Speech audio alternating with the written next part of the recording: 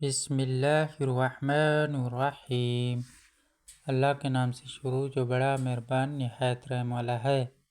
رسول اللہ صلی اللہ علیہ وآلہ وسلم نے فرمایا، جب اللہ تعالیٰ کسی بندے سے محبت کرتا ہے تو اسے دنیا سے اس طرح بچاتا ہے جس طرح تم میں سے کوئی آدمی اپنے بیمار کو پانی سے بچاتا ہے۔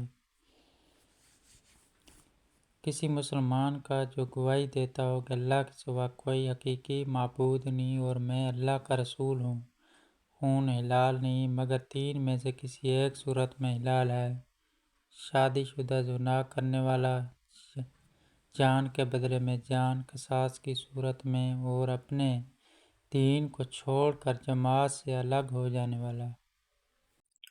مدینہ حرم ہے، یعنی جبل غار سے صور تک، اس عہد میں کوئی درخت نہ کاٹا جائے نہ کوئی بدعت کی جائے، اور جس نے بھی یہاں کوئی بدعت نکالی اس پر اللہ تعالیٰ اور تمام ملائکہ اور انسانوں کی لعنت ہے۔ مسلمانوں کے بچے جنت میں ایک پہاڑ پر ہیں جہاں ان کی کفالت حضرت ابراہیم علیہ السلام اور ان کی بیوی حضرت سارہ علیہ السلام کرتے ہیں۔ قیامت کے دن وہ بچوں کو ان کے والدین کے سپرد کر دیں گے۔ اس ذات کی قسم جس کے ہاتھ میں میری جان ہے، میں قیامت کے دن اپنے حوض سے کچھ لوگوں کو اس طرح ہانک دوں گا جیسے اجنبی اونٹ حوض سے ہانک دیے جاتے ہیں۔ جو شخص کسی مسلمان کو آزاد کرتا ہے، اللہ اس کے ایک ایک عضو کے بدلے میں آزاد کرنے والے کے ایک ایک عضو کو جہنم کی آگ سے آزاد کر دیتا ہے، حتیٰ کہ اس کی شرمگاہ کو اس کی شرمگاہ کے بدلے میں آزاد کر دیتا ہے۔ جب تم جنگل میں اپنی بکریوں کو لیے ہوئے موجود ہو اور نماز کے لیے اذان دو تو تم بلند آواز سے اذان دیا کرو، کیونکہ جن و انس بلکہ تمام ہی چیزیں جو مؤذن کی آواز سنتی ہیں قیامت کے دن اس پر گواہی دیں گی۔ جو بھی مسلمان وضو کرتا ہے اور وہ اچھی طرح وضو کرتا ہے، پھر کھڑے ہو کر پوری یکسوئی اور توجہ کے ساتھ 2 رکعت نماز پڑھتا ہے تو اس کے لیے جنت واجب ہو جاتی ہے۔ جس وقت بندہ اپنے گھر سے مسجد کی طرف نکلتا ہے تو ایک قدم پر ایک نیکی لکھی جاتی ہے اور دوسرے قدم پر ایک برائی مٹا دی جاتی ہے۔ مجھے 5 چیزیں ایسی عطا کی گئی ہیں جو مجھ سے پہلے انبیاء کو نہیں دی گئی تھیں۔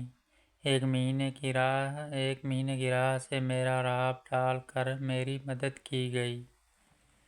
میرے لیے تمام زمین میں نماز پڑھنے اور پاکی حاصل کرنے کی اجازت ہے، اس لیے میری امت کے جس آدمی کی نماز کا وقت جہاں بھی آ جائے اسے وہیں نماز پڑھ لینی چاہیے۔ میرے لیے مال غنیمت حلال کیا گیا کہ پہلے انبیاء خاص اپنی قوموں کی ہدایت کے لیے بھیجے جاتے تھے، لیکن مجھے دنیا کے تمام انسانوں کی ہدایت کے لیے بھیجا گیا ہے۔ مجھے شفاعت عطا کی گئی ہے۔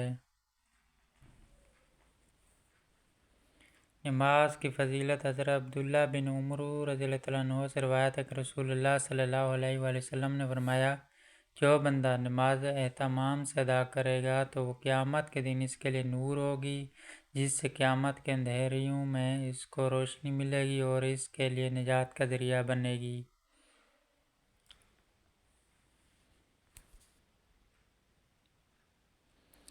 میں قیامت کے دن تمام اولاد آدم کا سردار ہوں گا، پہلا شخص ہوں گا جس کی قبر سب سے پہلے کھلے گی، شفاعت کرنے والا ہوں گا اور سب سے پہلا ہوں گا جس کی شفاعت قبول ہوگی۔ حضرت علی رضی اللہ عنہ فرماتے ہیں، زندگی جب رلائے تو سمجھ لینا گناہ معاف ہو گئے، اور زندگی جب ہنسائے تو سمجھ لینا دعا قبول ہو گئی۔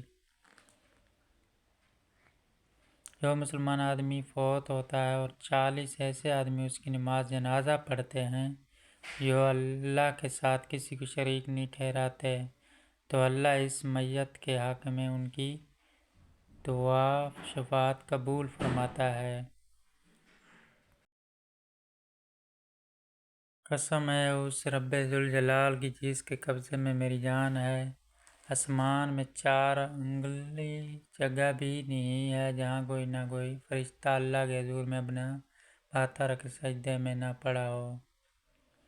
ناظرین، اگر ہماری یہ ویڈیو آپ کو پسند آئی ہے تو ہمارے چینل کو سبسکرائب ضرور کریں اور نوٹیفیکیشن بٹن کو آن کر دیں تاکہ آنے والی تمام اسلامک ویڈیو آپ کو ملتی رہیں۔